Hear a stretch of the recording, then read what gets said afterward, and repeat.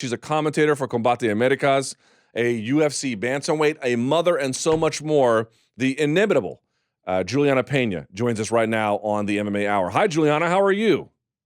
Hey, good morning. How are you doing? I'm doing quite well, Julianna. It's been a long time since we've spoken.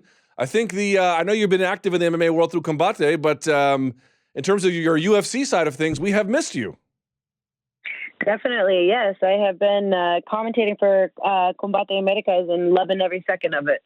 All right, we'll get to that in just a second. Let's backtrack here a little bit. So you last fought, I believe, January of 2017, yes? Did I get that number right? I think so. Yeah. I don't know. Sometimes you guys know the stats about myself more than I know. Fair enough. Real quickly about that, I've heard some rumblings from social media, I believe, that you were sort of considering a comeback. Where are we in the process of that? It's soon. That's what I can say. So you have actively spoken to the UFC? No, I have not, no, but my people have, yeah. Okay. Have you been training on, I mean, you must have been active in the gym, obviously childbirth notwithstanding, but as a general life practice, you've been in the gym, right? Yeah. So, like, how active? Like, if they called you today, how far away could you be physically from doing it? I don't know. I'm not sure. I'm kind of in the midst of figuring that out. I'm here in my hometown getting evaluated, and, I'll be leaving here on Wednesday, and hopefully by the end of that time, my coach will have an answer for me as to when I'll be ready to take a fight again and get back in fight camp. Oh, I see. Fair enough. Okay, so could be first quarter, maybe second quarter of 2019, something in that ballpark-ish? Yeah, 2019 for sure. Yeah. I got to tell you, the division's changed a lot since you've been around. What do you make of the state of women's MMA these days, in particular your division, and what has happened since you were last around? I think that it's awesome. I just know that the bantamweight women are killing it, and it's exciting to see. And it's always refreshing to see a 35 or a 135er on the cards. You don't see enough of them. They're far and few in between. So I'm always really excited when I see a bantamweight women's fight. So I'm happy for them, and I can't wait to get back in the division and join them.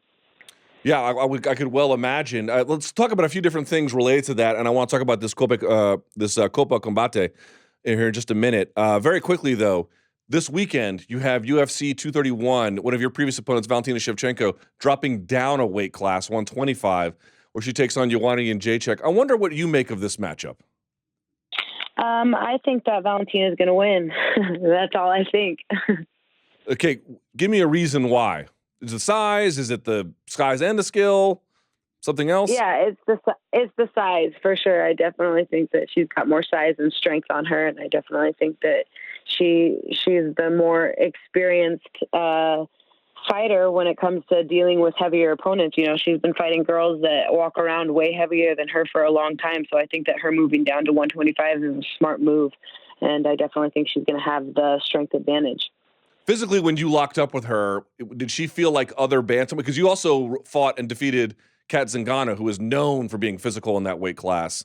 Relative to her, how did she physically feel? I definitely felt like I was stronger than her, and I think I just got a little overzealous and a little too excited. You know, they always say position before submission. I think I kind of punched myself into a submission, so I definitely felt that I was, though, physically stronger than her. Fair enough. So 125, a better weight class for her then? Yeah. It's a smart move. What do you make about Joanna Jedrzejczyk jumping up? It just seems a bridge too far for me, at least against Shevchenko. Yeah, I think, she was talking about wanting to do it for such a long time. And I know that, there were some people out there being like, yeah, that's never going to happen. She's never going to do that. And I think that they really were convinced of that for a long time. But I think that she also was serious about it, and she's proving that she was serious by moving up a weight class and fighting Shevchenko. So I think that that's very, very ballsy of her, very gutsy. And, I commend her, hats off to her, and, may the best woman win. But in my opinion, I think that Valentina will be the victor. Fair enough. By the way, in terms of when you come back, I know you're not going to name an opponent because this is all still very, very new. I get it. But inside the top 10, in terms of ranking, inside the top 5, what are you thinking? I'm not thinking. I'm just thinking about when I'll be healthy and ready to compete, and when I'll be ready to get in a fight camp, and then the opponent will come later. Yeah. All right. I could dig it. All right. By the way, how did you get this gig with Combate Americas? How did that come about? Campbell McLaren has been trying to hit me up for a long time, and he was calling the wrong number, literally. And so when he finally came through with my agent, he's like, "Kid, I have been trying to get a hold of you for a long time." And then I was like, "This is a cold-hearted woman. She will not return my phone calls. What do I got to do to get this girl a part of my team?" And he's like, and then I found out I had the wrong number the whole time. And he's like, "So I've been wanting you forever. I think that you're great. I think that you got the great look. I want to make you a star. And I think that you have the right capabilities for coming on board with my team." So he got in contact with my agent, and we just set it up and made it happen. And I couldn't be more grateful. Campbell is a genius, and he's a really great man to work for, and he's a really funny man, and I just enjoy every second working with him. What's the hardest part about commentating? The hardest part about commentating is jumping over people. I get so excited in there. I'm always, I could talk to a rock about MMA, literally. I could talk to a wall. I could talk to anyone about MMA, anyone who will listen. I could talk about it forever and ever and ever. But the thing is I get so excited, and I know these guys personally sometimes too, that it's hard for me to hold my excitement in, and somebody will be saying something and I'll just be screaming, "Yes, yes, you got him," And so it's really hard for me as a fan to try to rein it in and be a little bit more professional and quit jumping over people. And I think that's the most difficult part for me, because sometimes, I'm in a 3-man booth and I'm sitting there being like, "You guys can take this one off. I got this." I'm just sitting there thinking I could just do it all by myself if they'd let me. Was it the perfect job to come along while you had this motherhood break and this break from MMA to still be watching these young fighters coming up, talking about them? Like it's this good proximity, but not necessarily an unhealthy, toxic sense, the relationship to MMA during that time. It was a great thing, It was something that I've always wanted to get into, They always say, fighting's great and all, but your fighting career is going to end at some point, so you have to have a backup plan. And talking about fighting is something that makes me very happy. And I've always wanted to get my foot in other avenues and open up other doors in the MMA world. I've always wanted MMA to be a part of my life and to engulf my life for the rest of my life, because it is what I am passionate about. So MMA and talking and being a chatterbox is just something that comes naturally to me. And so to get this kind of gig, especially from transitioning into motherhood and transitioning back into fighting, has been a blessing, and it's just real nice to get that diaper money and not having to get punched in the face and do something that I enjoy doing. So it's all real fun. And I love the fights. I got to tell you, these fights are so exciting, and they have such a high percentage of finishing in Combate Americas. And so these fights are so exciting. And I'm so excited in particular about this Copa Combate 8-man one-night tournament that's coming up here. So let's talk about that more. December 7th at the Save Mart Center in Fresno, California. Correct me if I get any piece of this wrong, Julianna. This is the second annual tournament, right? One night, 8-man featherweight tournament. And here's how it goes. Quarterfinals are 1 5-minute round. Semifinals and finals will be 3 5-minute rounds. Winner gets $100,000. Did I get that right? Right. And it's a pinnacle of a tournament kind of deal, because it's country versus country, and there's 8 countries. The winner gets $100,000 and a trophy that is the largest trophy in sports. It's 4.5 feet tall. It's a foot taller than the Stanley Cup. It weighs like 85 pounds or something crazy like that. It's the most beautiful trophy I've ever seen in my entire life. Like, if it were me, I would just want to be fighting for that trophy, because that's like massive bragging rights. Like, that trophy is so gorgeous. Literally, I'm just so excited to see whoever wins get that thing and try to take that home on a plane, because that thing is going to be interesting. But yeah, you can see the whole thing live on DAZN. I'll be commentating alongside Max Bretos and Gilbert Melendez, and it is the first sanctioned one-night 8-man MMA tournament in the U.S. So I think they did one in Oklahoma, but that one wasn't sanctioned. I don't know if it was sanctioned or not, but anyways, this is the first one, and it's huge. It's at 145 pounds, and it's the format that Campbell used to originally start the UFC. So it's such a fun thing, because literally you don't know who's going to win. You think, you have your favorites and everything like that. But what if your favorite gets knocked out in the first round, gets a cut above his eye, it's so big that he can't continue, and then he's knocked out. So anything can happen. And as you know, in MMA, anything can happen. But in this particular instance, it's going to be crazy because, like I said, 8 different countries, 1 5-minute round to seal the deal so that you can move on. And you got to fight 3 times in order to win this thing. So it's going to be bananas. How do you fight a one? Okay, so the quarterfinals are 1 5-minute round. What is the plan there? Because, yes, the plan could be, go finish somebody, right? But it's not always that easy. How do you game plan around that? What's so interesting about that is I think that that's so cool. You got 5 minutes, literally. You have 5 minutes to go put it on someone. Like, literally, it's like the difference between life or death and the difference between, in my opinion, me and that trophy, So I want that trophy. I'm going to try to go kill you so that I can get that trophy. And then, of course, $100,000 and the bragging rights from being, the winner of beating someone, 3 different men in one night. That's massive bragging rights. And it's so old school style that it literally gets me excited just thinking about it. Because, yep. So you have 5 minutes to go put it on someone. And if you don't, then you're out, literally. And that's the difference. It's like, do you want this or not? And again, this will be December 7th at the Save Mart Center in Fresno, California, live on DAZN. Winner gets $100,000. By the way, do you plan to keep commentating as your fighting career resumes? You going to do both? Yeah. I'm definitely going to do both. And they know that I'm going to be fighting again. So, there's some shows that I'm not going to be able to make it to because I'll be in training camp and it will be too close to the fight. But then there's also going to be times where I'm not going to be fighting and I'll be commentating. So it works out really well. They work with my schedule. They're a great organization to be working for. I couldn't be more blessed and proud. What do you think why is Combate Americas surging? If you had to explain it to somebody, how would you identify the cause of their ascension? Easy. Latinos are on the rise. Latinos are coming up, and it's our time to shine. And Latinos are taking over, and these fighters fight their asses off. And we like to say this phrase, fight like a Mexican, And it might sound, you take it however you want, but Mexicans work their asses off and they're not going to stop and they're not going to quit. And you're literally going to have to kill them in order to get them to stop. So these fighters are literally putting it all on the line.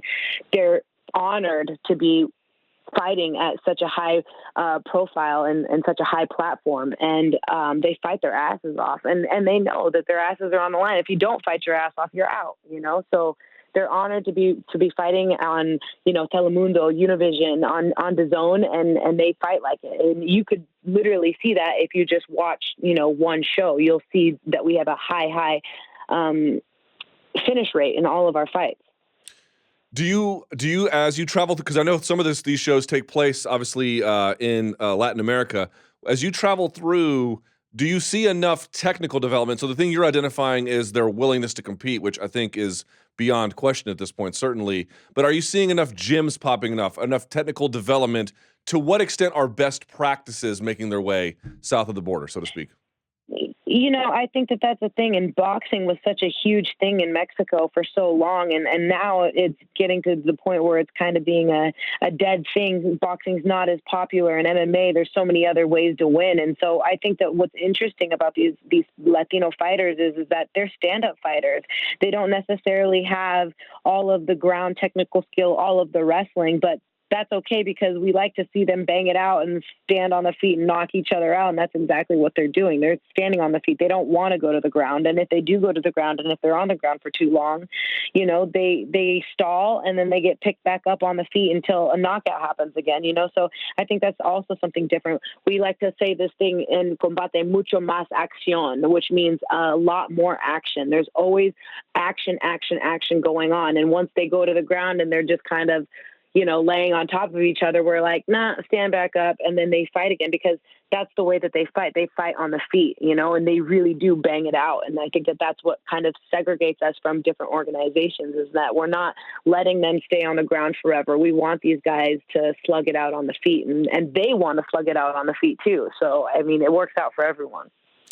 I know Max Bretos from his work at ESPN. We actually spoke recently because he's trying to do some other things, and he hit me up about it. What is it like working with him? He's an interesting character.